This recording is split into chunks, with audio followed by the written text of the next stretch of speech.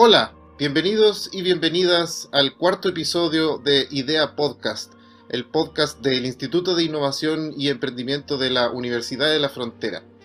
Hoy contamos con la presencia de un invitado muy especial, con una trayectoria muy interesante. Él es colega ingeniero civil industrial de la Universidad Católica. Él es máster en Administración Pública de la Universidad de Columbia. Se ha desempeñado como director ejecutivo nada menos que en Innova Chile de Corfo, la agencia de fomento a la productividad, ¿no es cierto?, del Ministerio de Economía de Chile. También se desempeñó como jefe de la División de Innovación del Ministerio de Economía propiamente tal, y como director ejecutivo del Centro de Innovación de la Universidad Católica. Actualmente, Conrad se desempeña como gerente de innovación en la Cámara Chilena de la Construcción. ¿Qué tal, Conrad? ¿Cómo estás esta tarde? Hola Víctor, muy bien, ¿y tú?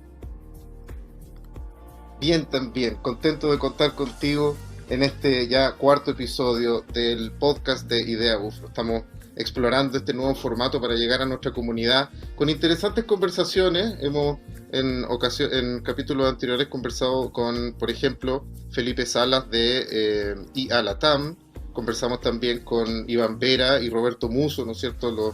Algunos los llamarán los gurúes de la innovación en nuestro país. Los Y samuráis. en esta oportunidad, los samuráis. En esta oportunidad quisimos incorporar también en esta línea de conversación, ¿no es cierto?, una mirada también desde el sector público. Queremos en particular también abordar el tema de la innovación en el ámbito de la construcción. Qué mejor que el actual gerente de innovación de la Cámara Chilena de la Construcción. Pero antes de partir, cuéntanos, y como empezar a conocerte también, Conrad, ¿cómo, cuándo y por qué decidiste enfocar tu carrera en el ámbito de la innovación?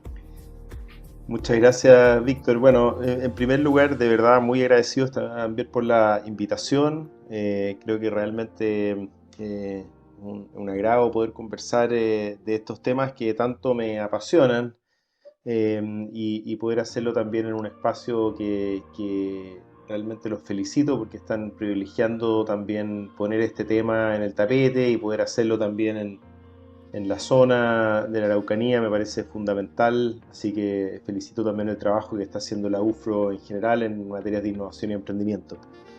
Oye, a ver, en lo personal efectivamente no es una cosa que uno pudiese decir venga de la cuna, sino que ha sido efectivamente una vocación que he ido desarrollando paulatinamente, pero que de alguna u otra manera uno puede hacer dobles lecturas de mi trayectoria de vida y quizás sí lo va a encontrar.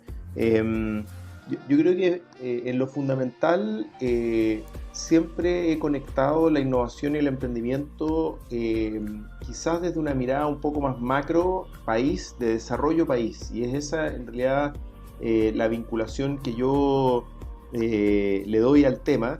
En lo personal no he sido un emprendedor, por ejemplo. ¿Cierto? Yo no es que tenga en el cuerpo 3 startups, 4 startups y ahora haya devenido en apoyar a otros emprendedores o a la innovación.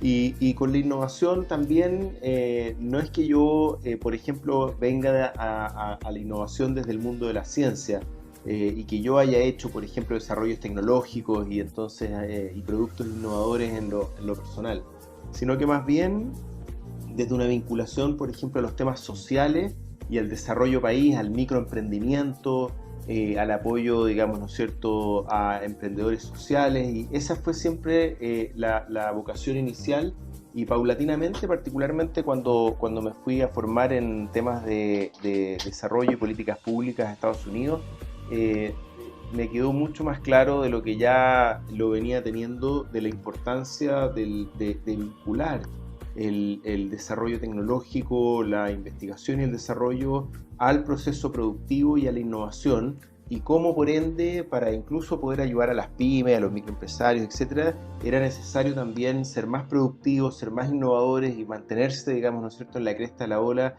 y cómo eso llevaba al desarrollo de los países, etcétera, y cómo eso también conectaba con las problemáticas sociales, es decir, sin ¿no es cierto?, combinar, incluso cuando uno está metido en el tema social y el emprendimiento social, no se puede quedar eternamente en lo mismo, tiene que crear nuevos modelos de negocio, tiene que crear e incorporar tecnología, etcétera. Entonces esa combinación de temáticas me fue siendo cada vez más evidente y fue marcando mi carrera. Por eso al regreso a Estados Unidos me comencé a dedicar mucho más a estos temas y bueno, definitivamente desde el año 2009 que no he tenido un trabajo en que no esté fundamentalmente vinculado al tema de innovación y emprendimiento. Así que eso ya hacen también, ¿no es cierto?, su buen par de años y la verdad es que uno se va dando cuenta que somos cada vez más en Chile, pero cuando al comienzo comenzamos a hablar de estas cosas no éramos tantos, digamos, ¿no? Y me imagino que Iván Vera en el capítulo anterior también tiene que haber comentado acerca de cómo esto ha sido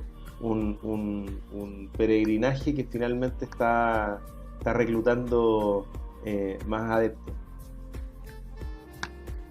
Sin duda que esta es una historia que está escribiéndose, ¿no es cierto? Si bien en algunos ámbitos y en algunos rankings internacionales nuestro país se ha destacado, ¿no es cierto?, en temas de innovación y emprendimiento, todavía queda tanto por hacer.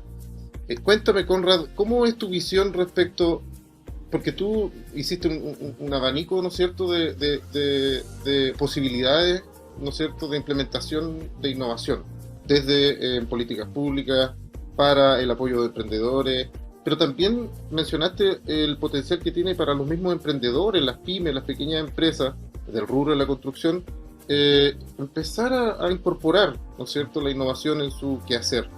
Concretamente, ¿cómo visualiza eso? A ver si también nos puede dar quizá algunos ejemplos interesantes en ese aspecto. Sí, efectivamente, mira, yo creo que acá una de las cosas que nos ha costado, por decirlo así, en el rubro para posicionar nuestro tema de la innovación y también del emprendimiento es que muchas veces ocupamos esos dos términos para decir, ¿no es cierto?, o referirnos a muy diversos tipos de innovación y tipos de emprendimiento.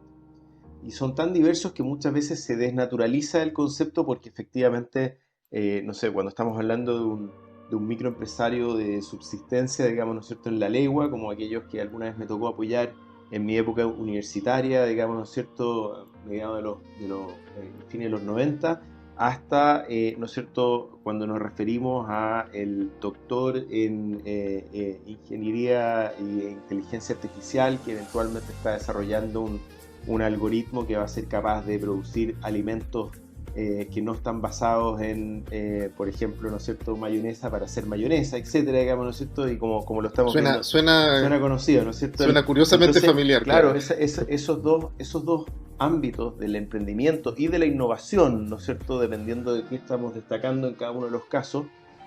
Casualmente además ahí en San Joaquín y Macul están a pocas cuadras de distancia unos de otros, por eso mencionaba estos dos ejemplos, ¿no es cierto? Son en el fondo cosas totalmente distintas, pero nos referimos a lo mismo y en algunos aspectos tienen obviamente una raíz común, ¿no es cierto?, de esfuerzo, de resiliencia, de tratar de hacer las cosas de manera distinta, de aprovechar oportunidades y todos estos conceptos que asociamos de nuevo tanto al emprendimiento en algunos casos como a la innovación en otros. Entonces, yo diría que eso ha hecho que a veces no sea tan fácil de entender para las personas cómo aprovechar esto para sus propias realidades. En el caso de los emprendedores, ¿no es cierto?, para sus startups, en el caso de las pymes, para mejorar la productividad de su empresa. Y es otro tema, digamos, que suele confundirse, ¿no es cierto?, cuando hablamos de productividad e innovación. Yo diría que hoy día, enfrentando la pandemia, probablemente de nuevo tenemos que ser muy claros a quién nos referimos, ¿cierto? Y en algunos casos hoy día tenemos pymes y en el caso chileno se mezcla además la pandemia con ¿no es cierto?, el tema del estallido social. Tenemos que, por ejemplo, preguntarnos cuál es la demanda que está enfrentando ese sector. En el caso de la construcción, en algún minuto estuvo parada, hizo un esfuerzo colectivo, asociativo, por ejemplo, que uno pensaría que no es algo tan innovador, pero en el caso chileno, vaya que lo es, porque nos cuesta mucho hacer cosas asociativas, no es nuestra historia, nuestra tradición, entonces cuando ocurre es un esfuerzo muy grande por hacer algo distinto, algo nuevo, entonces ahí radica la innovación, ¿no es cierto?, en este caso, bueno, la construcción particularmente liderados por la Cámara Chilena de la Construcción, implementaron este protocolo sanitario que permitió a las obras de la construcción volver a operar en pandemia. Entonces, eso, por ejemplo, No fue un fueron, tremendo no logro, fueron pocos meses, ¿eh? exactamente, y muy importante. ¿No es cierto que En estuvo otros detenido casos, completamente la en el operación? caso del turismo, por ejemplo, Víctor, va a ser muy importante, ¿no es cierto?, entender bien cómo se va a mover la demanda. Y entonces, bueno, efectivamente nos sacamos mucho con pretender ser innovadores, ¿no es cierto?, en un momento en que efectivamente el problema está siendo que no hay quizás un espacio, no tengo mercado, por decirlo así, ¿no es cierto? Eh, pero en otros casos yo diría que en general todas las palancas de la innovación nos van a servir en esta etapa post pandemia. Por ejemplo, efectivamente la adaptabilidad, ¿no es cierto? La capacidad de adaptarnos al entorno. Y si yo tengo la posibilidad de, con un acto innovador, creativo, eventualmente tomar una oportunidad en un mercado que no era mi mercado tradicional, si es que yo estoy con la demanda floja, digamos, ¿no es cierto? Por ejemplo, en el mundo del turismo, bueno, quizás este es el momento para hacer eso, ¿no es cierto? Entonces, yo podría reconvertir quizás, ¿no es cierto?, mi oferta turística en una oferta, por ejemplo, asociada al mundo de las empresas. Hacer servicios, digamos, a empresas que necesitan hacer, qué sé yo, capacitaciones o cosas por el estilo, y donde la demanda nacional va a ser mucho más importante que el turismo internacional. Por solo nombrar un ejemplo como uno podría innovar o emprender. Y lo mismo en las otras palancas, la sostenibilidad, por ejemplo, se está haciendo hoy día muy importante, y qué duda cabe que debiésemos aprovechar la inyección de cambio, cambio del entorno que generó la pandemia para, por ejemplo, adaptarnos también en términos de sostenibilidad ambiental y comunitaria hacia adelante, porque sabemos que en el contexto actual ya no se nos va a permitir operar de la misma manera que veníamos haciéndolo, tanto en aspectos como, por ejemplo, el cambio climático, como también, ¿no es cierto?, el tema comunitario. O sea, qué duda cabe que los entornos comunitarios hoy día ya no van a aguantar cualquier tipo de emprendimiento o iniciativa. Entonces, yo diría que la innovación hoy día se ha hecho tremendamente relevante para la reactivación de todos los sectores, y particularmente en el caso de la construcción, ¿no es cierto?, muy importante en todos estos sentidos. La productividad, un sector que en general, ¿no es cierto?, lleva décadas con la productividad muy alicaída, de hecho en algunos casos mostrando caídas en productividad, eh, con pocos espacios de crecimiento, digamos, ¿no es cierto?, porque se mantienen tradicionalmente haciendo lo mismo en el mismo mercado las empresas, sobre todo las pymes. eh, una oportunidad de sostenibilidad, como ya decía, muy importante. Y finalmente, y esto yo creo que es la lección más importante de la pandemia en términos de innovación, es la adaptabilidad al entorno. O sea, yo no puedo seguir haciendo lo mismo cuando mi entorno ha cambiado en todos los sentidos, ¿cierto? Y no quiero ser reiterativo, pero los temas tecnológicos, los temas de mercado, de demanda, el público ya no es el mismo, la sostenibilidad, etcétera. O sea, realmente hoy día la incertidumbre es total, y ahí la innovación es una muy buena herramienta, no para hacer disrupciones totales, y eso yo también creo que es importante, Víctor, es otro eje en el cual uno puede ir de 0 a 100 en muy rápidamente, digamos, ¿no es cierto? Así como está este ejemplo del microempresario de la legua con Notco en Macul, digamos, ¿no es cierto?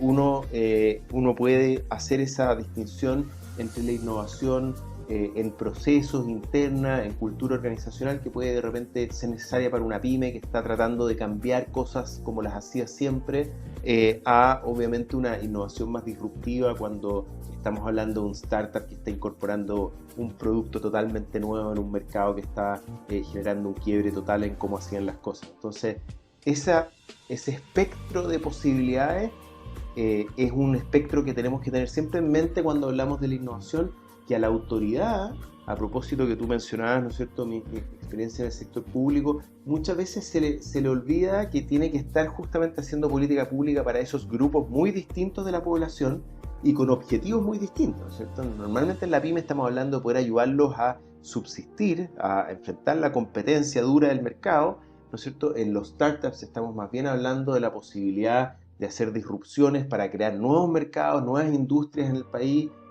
Son personas, son organizaciones totalmente distintas, y para ellos hay que muchas veces tener políticas públicas distintas. De todas maneras, es un mundo en donde la complejidad aumenta y bueno, hay que ver quizá el vaso medio lleno y tratar de pensar que si bien estamos obviamente distanciados producto de la pandemia, desde otra mirada también da la sensación de que hay una mejor disposición de colaborar, de actuar, ¿no es cierto?, más en forma de red, ¿no? Como sociedad, y de activar comunidades, que es un concepto que es muy importante, tú mencionas. Pero voy a tener que ser catete y voy a tener que reiterar mi pregunta porque de seguro que te toca ver casos interesantes y no pensemos tanto en el emprendedor, pensemos ya en el empresario, aquel que ya hace un tiempo pasó el punto de equilibrio, ¿no es cierto? Está creciendo, tal vez todavía no es una empresa mediana, pero ha conseguido, ¿no es cierto?, una cierta sostenibilidad. Casos de aplicación de innovación en ese tipo de empresas, Conrad, algunos ejemplos que nos puedas dar de implementación, que puede o no ser tecnológica, como tú bien dijiste, la innovación no es solamente construir un rocket ship, ¿no es cierto?, y viajar a Marte. De pronto hay cosas mucho más aterrizadas y concretas que a lo mejor tú ves ahí desde tu posición. Sin duda, y aquí voy a hacer referencia quizás también a algunos temas más específicos del sector de la construcción, donde hoy día estoy involucrado, ¿no es cierto? Y ahí, por ejemplo, hay algo bien obvio. El sector de la construcción es uno de los sectores más retrasados en, por ejemplo, la digitalización. Y este es un tema que lo reflejan las encuestas, ¿no es cierto? Hay un termómetro, digamos, un barómetro de digitalización que tiene la Cámara de Comercio de Santiago, si no me equivoco, la Cámara Nacional de Comercio, no estoy seguro, y ellos muestran, por ejemplo, que el sector de la construcción aparece ahí junto con el sector público como los más retrasados en digitalización, ¿cierto? Entonces eso, obviamente a uno al tiro le puede dar señales de que ese es un ámbito en el que hay que ponerse al día, y donde uno puede ganar muy rápidamente en algunos ámbitos de productividad. Y aquí hay que tener en cuenta que no estamos hablando de grandes inversiones en tecnología para adquirir softwares carísimos y hacer, digamos, ¿no es cierto?, un proceso de transformación radical. No, estamos hablando de paulatinamente ir incorporando prácticas de la digitalización, y aquí, como tú bien decías, una parte es la tecnología, que por ejemplo yo voy a necesitar un software, ¿no es cierto? En este caso, por ejemplo, poder ocupar metodologías BIM, ¿no es cierto?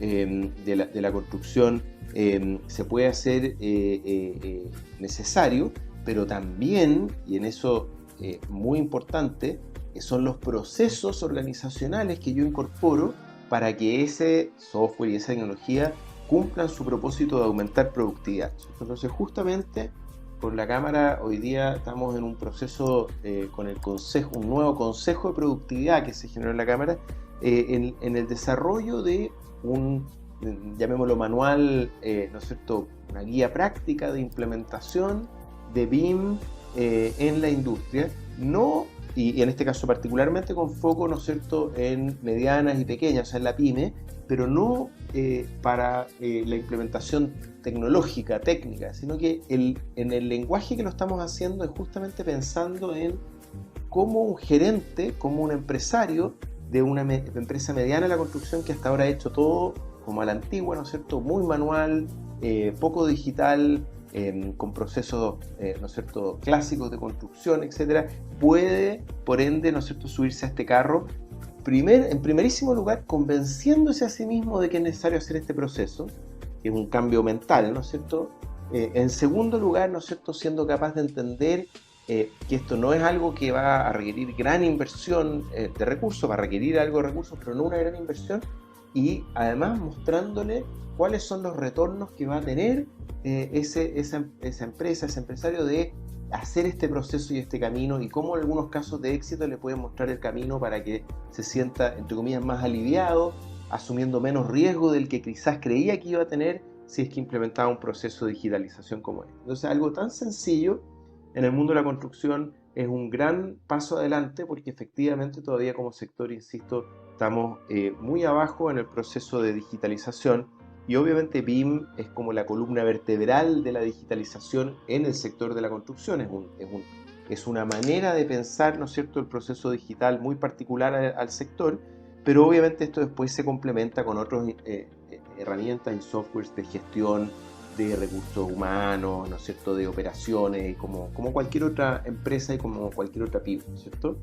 Y el segundo caso concreto que quiero mencionar, y esto también quizás a otras industrias también se aplica, pero en el caso de la construcción está siendo un fenómeno muy importante, tiene que ver con que hoy día voy a estereotipar esto, ¿no es cierto, Víctor? Y espero que nuestra audiencia después nos perdone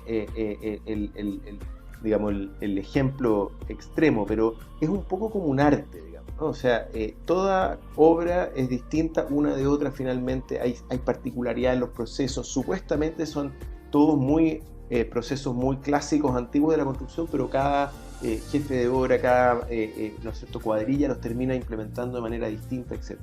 Y para evitar eso, un fenómeno que está empezando a ocurrir con mucha fuerza y que obviamente, digamos de nuevo, en el contexto de países desarrollados a nivel internacional no es tan nuevo, pero para el caso chileno todavía lo es la industrialización.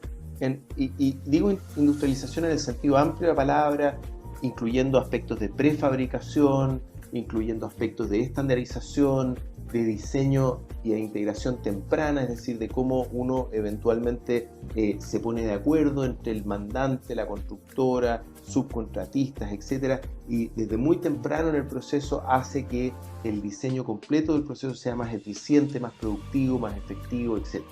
Entonces, eso nos va a permitir varias cosas, ¿no es cierto? Nos va a permitir ser, insisto, más productivos, ahorrar costos, hacer la obra en un menor tiempo, eventualmente tener menos problemas de mano de obra, lo que no significa que estemos eliminando trabajo, porque obviamente aquello que se fabricó antes en una industria va a haberle dado trabajo también ahí a otras personas. Y por otro lado, ¿no es cierto?, nos permite también aspectos de sostenibilidad, porque una obra que está industrializada, que está bien diseñada, estandarizada, etcétera, probablemente va a generar menos residuos, por ejemplo, ¿no es cierto?, que en el mundo de la construcción son un gran tema, es uno de los principales, si no el principal generador de residuos en el país, digamos, ¿no es cierto?, como sector, y obviamente entonces de nuevo estos fenómenos ayudan en ese sentido. Así que yo creo que esas dos miradas, la mirada de cómo lo digital, que estaba muy ajeno al proceso de construcción, se puede incorporar, primero con esta columna vertebral del BIM, obviamente más adelante con otros aspectos. Hoy día hay todo tipo de soluciones, desde drones en las obras, etcétera, etcétera. Todo eso está muy bien, pero partamos por lo básico, ¿no es cierto?, sobre todo pensando en las pymes, incorporemos, ¿no es cierto?, a los elementos fundamentales. Y ahí el BIM y esta mirada como de productividad asociada a la industrialización, estandarización, diseño temprano, prefabricación, yo creo que es un fenómeno que viene con mucha fuerza y que también desde la Cámara Chilena de la Construcción estamos empujando y apoyando sobre todo al sector a poder implementar. Y me leíste un poco la mente, porque lo siguiente que te quería preguntar era ya derechamente en tu cancha, ¿no es cierto? Como Cámara, siendo una institución tan importante para la industria de la construcción, no solo por su despliegue, ¿no es cierto?, volumen y la cantidad de ecosistema que integra, ¿no es cierto? De hecho, la misma Cámara tiene ahí sus unidades de desarrollo tecnológico, de difusión tecnológica, y particularmente en la gerencia de innovación. Cuéntanos un poquito cómo están visualizando los próximos años, qué estrategias están implementando para contribuirle, ¿no es cierto?, a sus socios y por supuesto al entorno. ¿Cuáles son como los ejes estratégicos principales y tal vez, no sé si hay algún programa o iniciativa particular que te gustaría aprovechar de difundir, ¿no es cierto?, a nuestros auditores? Sí, mira, a ver, lo primero es que nos hemos tomado este proceso con mi llegada hace algo así como 10 meses, digamos, ¿no es cierto?, a fines del año pasado a la Cámara, fue también el momento de creación de esta gerencia de innovación, y uno podría decir también y de productividad, formalmente no tiene ese nombre, pero en el fondo estamos, ¿no es cierto?, en los temas de innovación y productividad en la Cámara. Eh, la creación de esto también obviamente trajo consigo la idea de crear una estrategia, pero hemos hoy día tenemos una estrategia, pero más que hacer tanto énfasis en esa estrategia, hemos hecho énfasis un poco en la forma de trabajar en el sector estos temas. Es decir, uno puede tener una u otra estrategia, pero lo que quizás más hacía falta en el sector era asegurarse de que lo hiciéramos de manera colaborativa con todo el ecosistema. Como tú dices, la Cámara tiene un ecosistema rico en entidades relacionadas, ya sea específicamente en temas asociados a innovación y productividad, como es la CDT, ¿no es cierto?, la Corporación de Desarrollo Tecnológico de la Cámara, pero también, ¿no es cierto?, tiene entidades con las que quizás no son tan cercanas, no son propias, pero con las que se vincula de manera muy importante, los centros tecnológicos Corfo, ahí está el CETEC y el CIPIX, ¿no es cierto?, con entidades académicas, como la misma UFRO y otras universidades con las que obviamente, tanto con las escuelas y facultades de construcción, de ingeniería civil, pero también con otras, ¿no es cierto? Hoy día la idea también es abrirse a otros espacios de interacción. Bueno, con todo ese ecosistema la idea es trabajar de manera mucho más colaborativa. Y este es un concepto que tiene que ver con que seamos más eficientes y efectivos como sector, porque quizás si cada uno tenía su propio discurso de innovación nos iba a costar, ¿no es cierto?, tener un impacto en el sector y lograr que este sector, que es más conservador, se transforme ojalá en uno de la vanguardia de la innovación y la productividad, ¿no? Entonces, uno es cómo nos, hacia adentro, por decirlo así, hacia adentro en el sentido de aquellas entidades que quieren promover la innovación y la productividad, nos coordinamos mejor, pero lo otro también, ¿no es cierto?, es cómo llevamos al sector, cuando digo al sector, particularmente a las empresas, ¿no es cierto?, de la construcción, a esta lógica de apertura y de colaboración. Y ese es quizás uno de los elementos claves de esa estrategia. Es bien interesante el sector de la construcción, Víctor, porque en Chile estamos acostumbrados a que las industrias las controlan 3 o 4 actores, ¿cierto? Entonces uno se va a la industria forestal y celulosa, uno se va a la industria bancaria, financiera en general, etc. Y normalmente uno en 3 o 4 actores en Chile tiene un 80, un 90% del mercado, ¿cierto? Y uno puede ser súper crítico de eso, tiene sus razones de ser, el mercado es un mercado relativamente pequeño, etc. Entonces, la verdad es que no es una sorpresa que así sea. Y quizás todo lo contrario, la sorpresa es que en el sector de la construcción es todo lo contrario, ¿no es cierto? Las grandes empresas de la construcción que uno conoce, y uno podría nombrar, qué sé yo, 10, probablemente muchos de nosotros podríamos nombrar fácilmente 10 empresas inmobiliarias, constructoras que uno como que sabe que son gigantes, en la práctica son bastante pequeñas. Son pequeñas en términos relativos, como tamaño de empresa versus algunos de estos otros grandes actores en el país, pero además son pequeñas en el sentido de que, ¿no es cierto?, al interior de su propia industria no pesan más que, qué sé yo, 3, 4, 5% como mucho. Entonces eso hay que aprovecharlo, creo. Hay que aprovecharlo, pero también hay que entenderlo, en el sentido de que las dinámicas pueden ser muy distintas. Por ejemplo, una dinámica que en otros sectores quizás no hace tanto sentido, por ejemplo, como es asociarse y colaborar para innovar, en la construcción puede hacer mucho sentido, porque una empresa que tiene un 2% del mercado quizás no tiene mucho incentivo a desarrollar, por ejemplo, un sistema de sostenibilidad en términos del, por ejemplo, los residuos de la construcción. Pero si es que lo desarrollan en conjunto, varias de las empresas, que ya conforman una parte más importante del mercado, y lo hacen además en una alianza público-privada con autoridades para que la parte normativa, etcétera, quede bien resuelta, eso puede ser efectivamente un producto que aumenta mucho la productividad y además, obviamente, insisto, las hace más sostenibles esas empresas en el tiempo. Entonces, efectivamente, ahí hay incentivos a la apertura y la colaboración que hasta ahora no necesariamente la industria ha aprovechado. Entonces, una de las estrategias que hemos impulsado es cómo a través de la innovación abierta, cómo a través de la generación de grupos de empresas, consorcios, etcétera, que trabajan en conjunto, cómo a través de las alianzas público-privadas podemos enfocar, digamos, nosotros los esfuerzos de la innovación. Y el otro beneficio que eso tiene es cuando uno tiene empresas, como es el caso de la construcción, donde la mayoría no tiene muchas capacidades instaladas de innovación, porque no lo ha hecho anteriormente, no tiene grandes áreas dedicadas al interior, porque en general las empresas de la construcción son relativamente poco profundas en términos de cantidad y capacidad de profesionales, están muy enfocadas en su nicho, a diferencia de otras empresas donde de repente uno puede encontrar un profesional con conocimientos más profundos en temas de, qué sé yo, sostenibilidad, por ejemplo, en el mundo de la energía o en el mundo forestal, etc.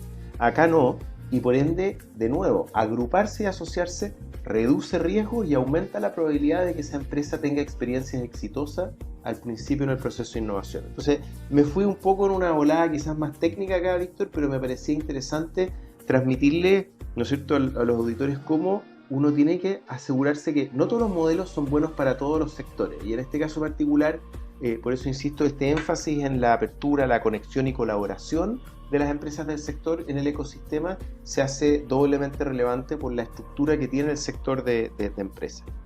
Lo mismo que la generación de capacidades en conjunto, es decir, cómo desde la Cámara, por ejemplo, podemos ayudar con estas entidades que mencionaba, ¿no es cierto?, la CDT, los centros tecnológicos, etcétera, a generar capacidades, a paulatinamente ir capacitando a las personas que trabajan en el sector, a los profesionales, pero también a los dueños, etcétera, a cómo la innovación es una herramienta, un vehículo que les puede servir para la productividad, la sostenibilidad, etcétera, ¿no? Y lo último que creo que es relevante mencionar en esta estrategia, que como te decía, existe, la estamos comenzando a difundir, pero no es lo más importante, creo yo, sino lo importante, insisto, es la forma en que lo estamos tratando de hacer, en que todos puedan participar y se puedan sumar, es lo que llamamos gestión del conocimiento o antena tecnológica o antena del conocimiento.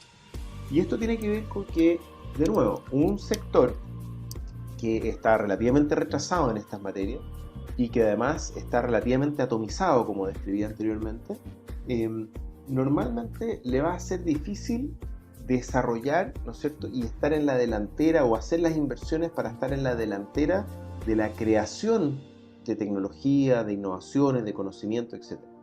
Pero sí puede ser muy inteligente en adoptar más rápidamente aquello que ya se está creando y se está demostrando que funciona.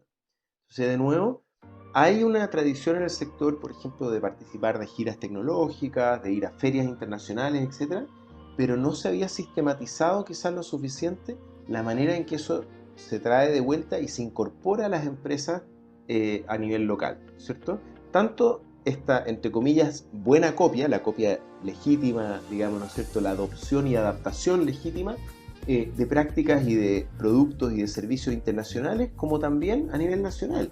Porque también resulta que en Chile somos súper buenos para creer que tenemos que inventar la rueda incluso a nivel local, cuando hoy día tenemos en regiones, muchas veces, ese es otro tema, no todo se está haciendo en Santiago, ¿no es cierto?, muchas veces en regiones, excelentes prácticas de productividad, de industrialización, de etcétera, etcétera, y las otras empresas muchas veces se demoran años en darse cuenta que tienen que hacer lo mismo, a veces no se dan cuenta nunca, digamos, ¿no es cierto?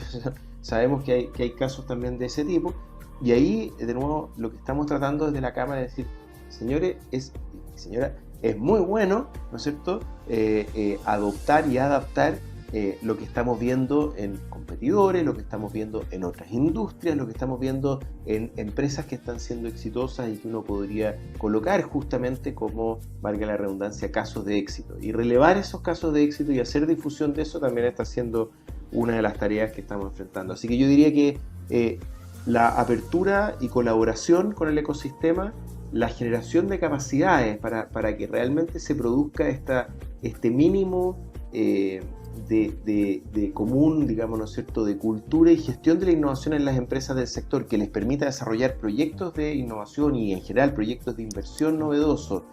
Y por último, la capacidad de adaptar y adoptar rápidamente, ¿no es cierto?, tanto tecnologías, conocimiento y modelos de negocio de afuera de la empresa, tanto a nivel nacional como internacional, son como los tres pilares de esta estrategia de innovación de la Cámara. Genial, muy detallada respuesta. Parece que tal vez sí es bastante importante la estrategia después de todo. Pero me gusta mucho esto que tú dices de que no es la estrategia en sí misma, o sea, es la forma, cómo se lleva a la práctica esto de la colaboración, de la apertura, que es algo que hemos visto. Para los que estamos, digamos, relacionados con el tema de la innovación, se ve que hay una disposición de la Cámara de servir no solo como una antena, yo diría como un conector, como un anfitrión para una industria que, como tú bien dices, ¿no es cierto?, suele ser más bien tradicional. Y eso es un problema, ¿no es cierto?, un dolor, en consideración que es también una de las industrias cuyo impacto medioambiental, ¿no es cierto?, es no menor.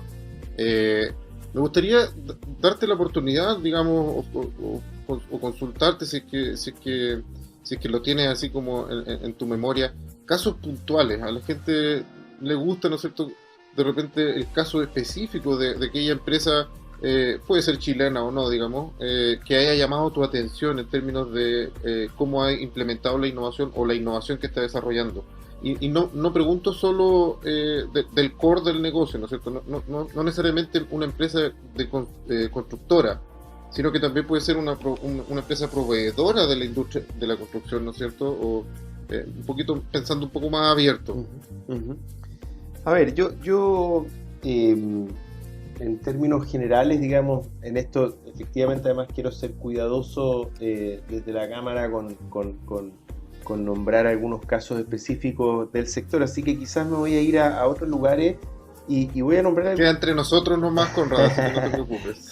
Pero mira, no, voy a nombrar algunos clásicos y voy a tratar de destacar qué es lo que yo veo valioso en esos ejemplos, ¿no es cierto? Digo clásicos más recientes, digamos, ¿no? Lo primero es destacar aquello que estamos viendo, que es esta ola de startups que están, ¿no es cierto? Y me imagino que los capítulos anteriores, seguro que Iván también los mencionó y todo, entonces esto entre comillas no es nada nuevo, pero es inevitable hablar de esto y quiero ver si voy a destacar algo que quizás ellos no relevaron. Y me refiero, por ejemplo, a los casos de Cornershop, a los casos de Notco y también a algunos otros como puede ser Phage Labs en el ámbito agrotech, biotech, digamos, ¿no es cierto? O el caso de Betterfly, digamos, ¿no es cierto?, más recientemente en el ámbito de la fintech. A ver, una de las cosas que me llama profundamente la atención de esta ola chilena, por decirlo así, justamente con estos 4 casos quizás como emblema y un par más, digamos, ¿no es cierto?, es la diversidad de industrias, por decirlo así, y de temas que a destacar, porque en 2 de los que te mencioné es más bien la investigación y desarrollo que hay detrás, ¿cierto? Es tecnología dura, por decirlo así, ¿cierto? No libre de innovación en el modelo de negocio, ¿no es cierto? Porque efectivamente tanto Notco como Phage Lab en el fondo no es simplemente haber creado una tecnología, sino que están además desarrollando empresas con modelos de negocio innovadores. Pero el otro efectivamente, que es Cornershop y Betterfly, obviamente en el mundo más de las tecnologías digitales, ¿no es cierto?, y de los negocios digitales y de la digitalización de industrias tradicionales, en este caso retail y finanzas, ¿no? Y yo creo que es interesante eso porque muestra una cierta capacidad muy diversa. Entonces yo podría seguir con algunos ejemplos en otras industrias y de hecho también en el sector de la construcción, donde están habiendo tanto en la parte inmobiliaria, digamos, ¿no es cierto?, que se conocen en el anglosajón, digamos, como PropTech, como en el mundo más de la construcción propiamente tal, digamos, Construtech, ¿no es cierto? En ambos ámbitos están habiendo desarrollos también muy interesantes. Yo lo que quisiera destacar de estos casos, y voy a ocupar uno más clásico todavía para dar el ejemplo, es el caso de Netflix, ¿ya? Y este es un típico caso de la literatura ya tradicional de innovación. Entonces, pero ¿por qué lo quiero traer a colación? Porque cuando uno piensa en la innovación y el emprendimiento con Netflix, siempre automáticamente está pensando en el Netflix que uno está ocupando hoy en día, ¿cierto? Que yo me meto y Netflix sabe lo que yo quiero porque tiene un algoritmo de inteligencia artificial y casi que están haciendo series a la medida para mi persona y todas estas cosas que sabemos que están empezando a desarrollar. Pero lo más interesante, creo yo, de Netflix es que es como la 5ª o 6ª iteración en la que ellos mismos se reinventan. Y, ¿no es cierto?, hace ya mucho más de 10 años atrás estaban empezando a generar, ¿no es cierto?, una competencia durísima, digamos, ¿no es cierto?, para Blockbuster y lo estaba complicando Blockbuster, y de nuevo un caso que también se ha estudiado y todo, pero lo que yo encuentro interesante es eso, es decir, el Netflix que puso de rodillas a Blockbuster es totalmente distinto al Netflix que conocemos hoy día, ¿no es cierto? Y eso es lo que muchas veces ha fallado cuando uno mira, por ejemplo, otros casos de éxito más históricos chilenos. El caso, por ejemplo, de los salmones en el sur.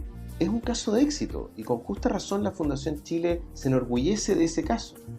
El problema es que dejó de innovar como 2 años después de que la Fundación Chile ¿no es cierto? Lo dejó. En este caso dejó de innovar en el ámbito de sostenibilidad, ¿no es cierto? Y de una serie de aspectos, digamos, asociados a la ecología, digamos, de esa industria, y le ha traído una serie de problemas posteriores. Estoy exagerando cuando digo que no dejó de innovar, ¿no es cierto? Pero conceptualmente uno podría hacer lo mismo, por ejemplo, con el retail. El retail chileno conquistó Latinoamérica, extraordinario. O sea, ¿cómo uno no va a encontrar innovador todo lo que está detrás de eso, emprendedor todo lo que está detrás de eso? Pero en algún minuto no siguieron haciéndolo. Y lo que tenían que hacer en algún minuto era volver a transformarse a sí mismos, ¿no es cierto?, para reinventar la próxima ola, etc.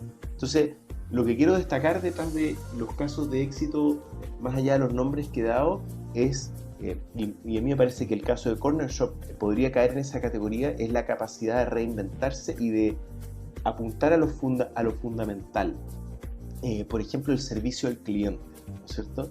Yo, al menos como usuario de Corner Shop, siempre digo, mira, pueden tener muchas cosas, pero están preocupados de que yo me sienta bien como su cliente y que yo tenga una extraordinaria experiencia con ellos. Y las mejoras que uno ve que ocurren, etcétera, están asociadas a eso.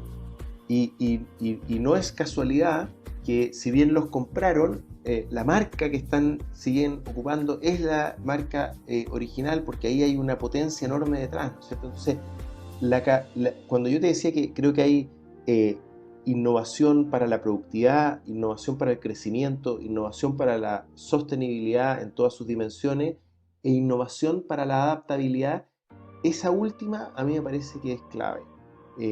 Es esa la que logra generar nuevos ciclos, tanto en las primeras 3, digamos. Entonces, conceptualmente quisiera destacar eso en los casos potentes chilenos, que yo creo que es una lectura correcta del entorno. Y por eso es que incluso ejemplos más recientes como Betterfly son muy buenos, porque ellos partieron, ¿no es cierto?, con una cosa que se llamaba Burn to Give, que era bien distinta, ¿no es cierto?, a lo que hoy día tenemos. Y lograron hacer las iteraciones necesarias para llegar hoy día a un producto que está escalando y está explotando a nivel mundial. Inconmensurable el impacto positivo que generan estas empresas, estos casos que tú mencionas y tantos más, ¿no es cierto?, que por tiempo no podemos tocar, pero están en el fondo preparando el camino para muchos innovadores y innovadoras chilenos, chilenas y latinoamericanos que van a seguir sorprendiéndonos en los próximos años, ¿no es cierto, Conrad? Innovar para adaptarse, innovar para la sostenibilidad. Interesantes planteamientos, sobre todo por la contingencia. Nos dimos cuenta que de un año para otro la vida, como la conocíamos, puede cambiar drásticamente, ¿no es cierto? Las costumbres, la forma de trabajar, la forma de hacer negocio, olvídate. Siempre, ¿no es cierto?, se escucha la broma en grupos de amigos y de familia que lo único que falta es que lleguen, ¿no es cierto?, los extraterrestres, y terminaría de confirmarse que estamos en una película. Conrad, quiero pasar a una pregunta, bueno, ahí tú verás qué tan peliaguda puede ser. Tú ya no estás, ¿no es cierto?, con tu sombrero de Corfo. Yo te quiero preguntar, lo bueno, lo malo y lo feo, ya, de este, vamos a decir, ente tan relevante del ecosistema de innovación en nuestro país, en tantos diversos ámbitos, de tantas diversas formas, ya. Tú tuviste un rol ahí importante, fue un tiempo relevante en tu carrera, pero ahora estás un poco desde el otro lado de la vereda, ¿no es cierto?, de la otra vereda, un poco representando finalmente al sector privado, principalmente a los empresarios de la construcción. Entonces, cuéntanos un poquito ahí ahora con esta libertad que te genera, ¿no es cierto?, tu cambio de sombrero, lo bueno, lo malo y lo feo de nuestro querido Corfo. Oye, ningún problema, Víctor, y voy a responder la pregunta, pero también me voy a dar una vuelta un poco más larga porque creo que va al fondo de lo que voy a justamente comentar. A ver, lo primero que nada es que respecto de la Corfo tengo los mejores recuerdos, así que yo diría que lo bueno, su gente, Yo creo que la Corfo tiene, por distintas razones, algunas estructurales, de cómo está constituida administrativamente y qué reglas la rigen, integrada por profesionales de muy buen nivel, y que yo creo que marcan una clara diferencia con varios otros servicios del Estado que quizás son más rígidos, tienen menos capacidad de adaptarse y en general se integran profesionales. En general no me gusta hablar peyorativamente del Estado, pero en el caso particular de la Corfo se nota un nivel, creo yo, superior en ese sentido, y además la calidad organizacional, digamos, desde el punto de vista humana también que se ha dado históricamente en la Corfo, creo que en general es muy buena. Así que nada, muy buenos recuerdos, y mantengo amistad y vínculo con muchos de ellos.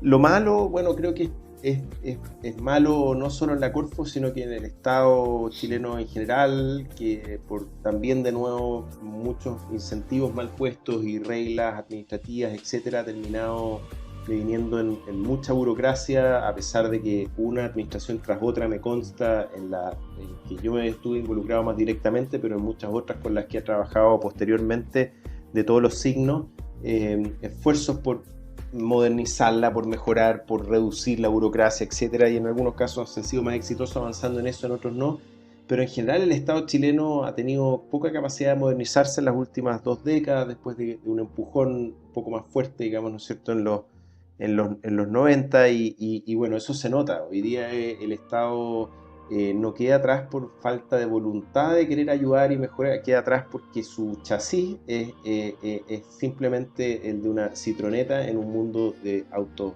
japoneses y europeos, digamos, de última generación. Entonces, eso es lo que ocurre muchas veces también cuando estos startups, digamos, ¿no es cierto?, después se terminan quejando, les va súper bien afuera y dicen, oye, es que la Corfo... Bueno, efectivamente, el Estado chileno no está hecho para esos startups. Así de simple hoy en día, ¿no es cierto? No, es algo que es básicamente tratar de, insisto, apoyar con una citroneta, digamos, una carrera de Fórmula 1, digamos, ¿no? Dicho eso, yo creo que al final las organizaciones las hacen fundamentalmente las personas, y ahí yo quiero también hacer un reconocimiento a que en el sector privado uno también se encuentra con empresas que se portan mal, con empresas que son burocráticas, entonces las mismas fallas que uno termina viendo en el Estado, y en este caso en particular en la Corfo, yo al menos las veo en el mundo académico, en el mundo privado, en las organizaciones sin fines de lucro, y entonces yo creo que hay que hacer hay que ser en ese sentido más autocrítico de cómo nos comportamos como personas, de los valores que tenemos, de la ética que tenemos, y también de la capacidad profesional que tenemos y cómo ponemos esa al servicio del bienestar de todas las organizaciones y proyectos en las que nos involucramos. Y reconocer en ese sentido que como país, pucha, quizás creíamos que éramos mejorcitos de lo que somos, ¿no es cierto? Y que necesitamos educarnos, formarnos, mejorarnos continuamente. Y de nuevo, eso tiene que ver con esta actitud de la que yo hablaba, ¿no es cierto?, de la innovación y el emprendimiento como una actitud. Y yo creo que ahí, en ese sentido, en términos relativos, la Corfo de nuevo sale bastante bien parada, ¿no es cierto? Yo tuve el privilegio de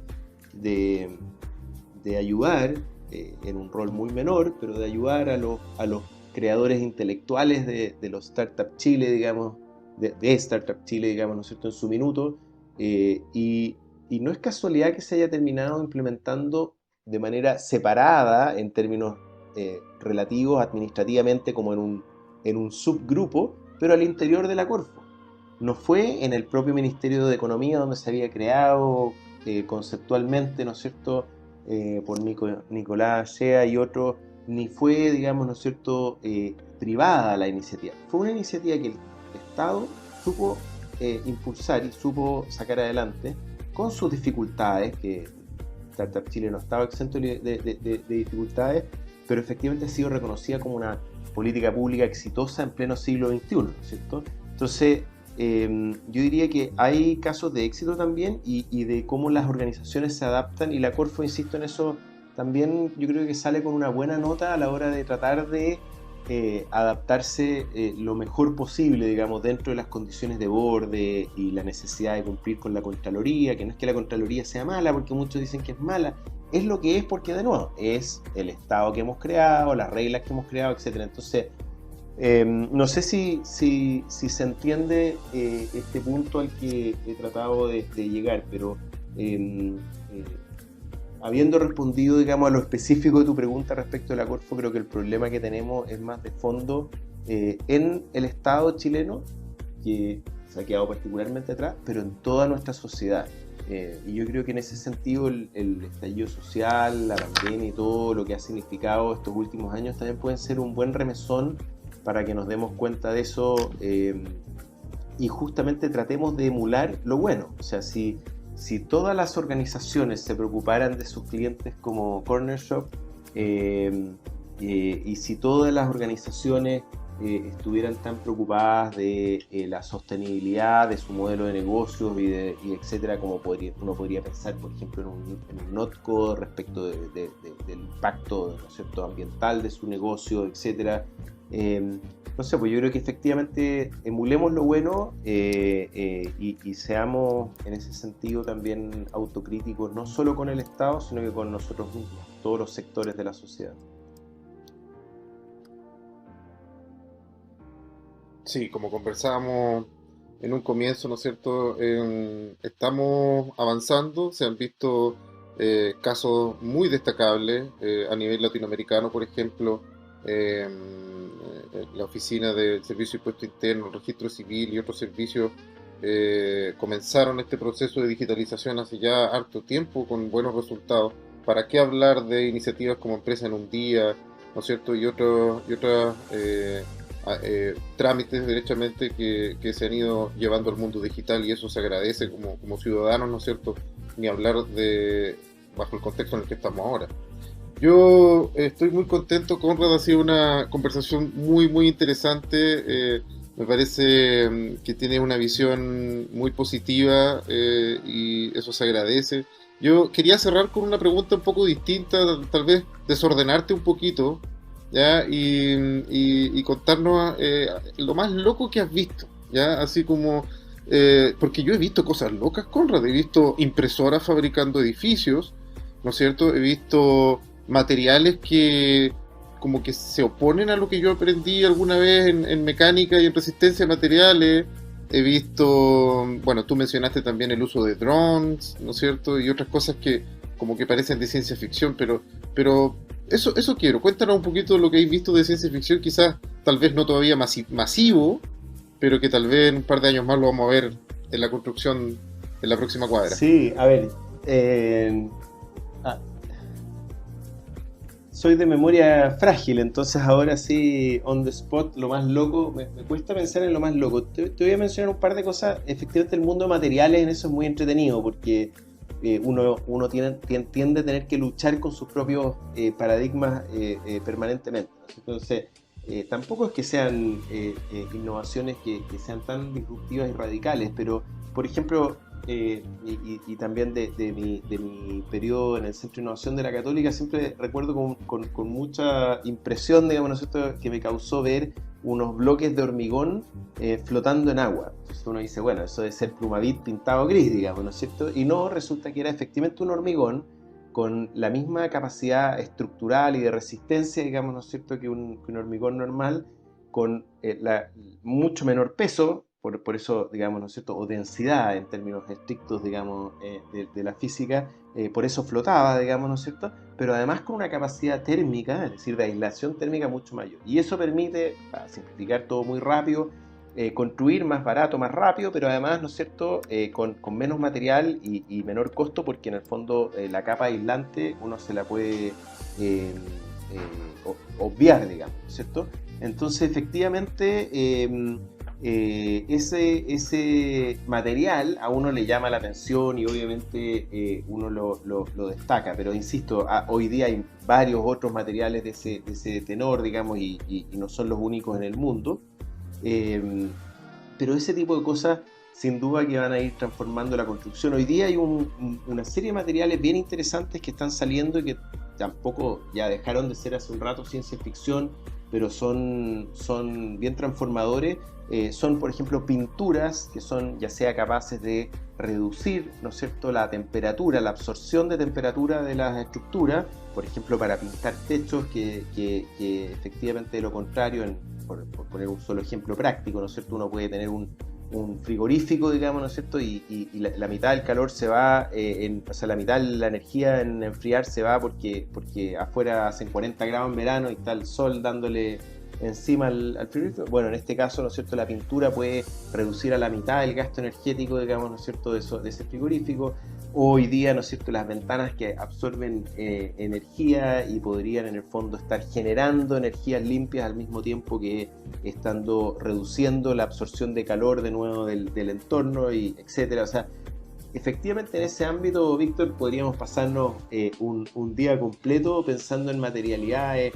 Hay cosas chorísimas también en el mundo hoy día de las carreteras, y ahí entramos, te estoy alargando la entrevista, pero entramos en un mundo fascinante de cómo las regulaciones muchas veces son impedimento a las innovaciones, porque por ejemplo uno podría pensar hoy día en formas muy entretenidas y choras de absorber energía, de reciclar materiales asfálticos y otros, digamos, ¿no es cierto?, en las carreteras chilenas, y esas innovaciones bastante vanguardistas, de las cuales algunas son además desarrolladas en Chile, a veces cuesta implementarlas porque la normativa establece el tipo de material hasta la última coma para que no vaya a ser que la empresa tanto en la licitación, ¿no es cierto?, pase gato por liebre, etcétera. Y muchas veces eso que se entiende como en el origen nace esa regulación, ¿no es cierto?, hoy día es un impedimento de la innovación. Entonces, cerrando el círculo con la respuesta anterior también, de nuevo nos topamos con que la manera en que enfrentamos los problemas muchas veces es restrictiva, es burocrática, con buenas razones en el origen, ¿no es cierto?, para evitar trampas y cosas, pero que en la práctica lo que hacen es hacernos mucho más lentos en el proceso de innovación y incorporación de mejora tecnológica y de otro tipo en el día a día. Así que con eso, Víctor, no sé si fui muy creativo en las locuras, pero con eso cierro mi aporte a esa materia. No, súper interesantes los casos que mencionas. Yo creo que nos vamos a sorprender harto en los próximos años con las innovaciones que van a ir surgiendo. Como te decía, siento que estos casos como Corner Shop y otros que tú mencionabas mueven un poco la barrera de lo que creíamos posible podíamos generar, ¿no es cierto?, desde Chile, desde Latinoamérica. Conrad, yo solo agradecerte una vez más por tu participación en esta entrevista. Ha sido un agrado conocerte. Espero el canal, ¿no es cierto?, quede abierto para otras colaboraciones, y por supuesto que cuenta acá con un colaborador y amigo en el sur de Chile. Muy agradecido por tu participación, Conrad. Me empiezo a despedir, no sé si quisiera agregar algo más. Agradecerles a ustedes nomás también, Víctor, reiterar también las felicitaciones a la UFRO por la iniciativa, el programa y el fomento de la innovación y el emprendimiento ahí en la zona, así que encantado de todo tipo de colaboraciones hacia adelante, y muchas gracias por esta oportunidad y por la conversación. Dicen que la unión hace la fuerza, Conrad, así que qué bueno que existen entidades como la Cámara, ¿no es cierto?, que posibilitan que aquellas dificultades que a veces son burocracia o apéndices que quedaron de otras épocas, ¿no es cierto?, se puedan ir soslayando. Un abrazo fuerte y seguimos en contacto, Conrad. Hasta la próxima, que estés muy bien. Hasta luego, gracias.